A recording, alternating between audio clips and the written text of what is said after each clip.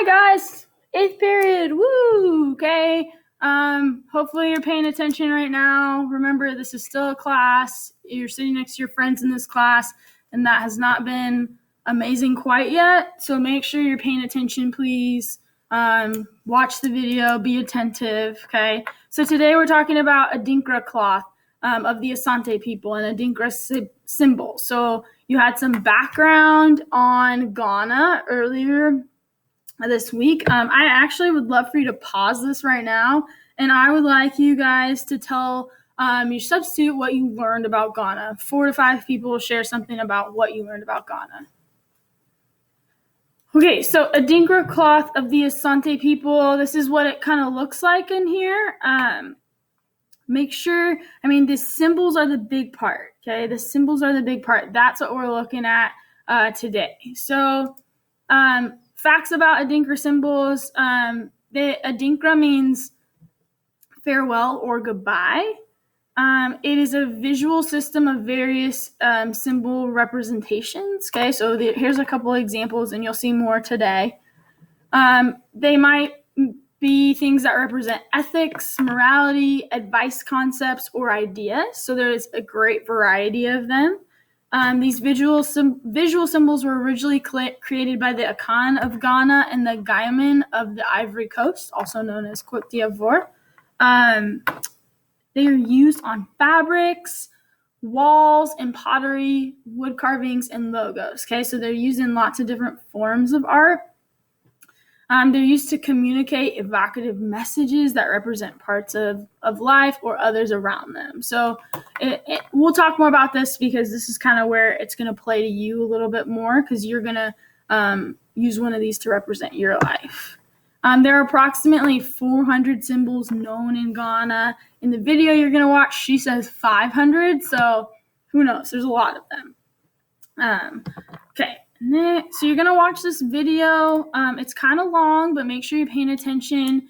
She does have an accent, so some of the stuff is a little tough to hear. But go ahead and maybe turn on the closed captions, because that'll help you follow along.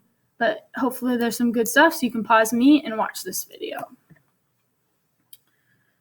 All right, so I would love for you guys to go ahead and discuss what you learned. So raise your hand.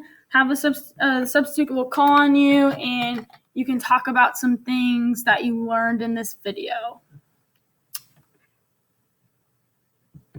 All right, so again, here's where Ghana is. You can see where the Akan, Ashanti, where those tribes of people lived. Here's some good examples of the cloth and the different symbols that you can see on them.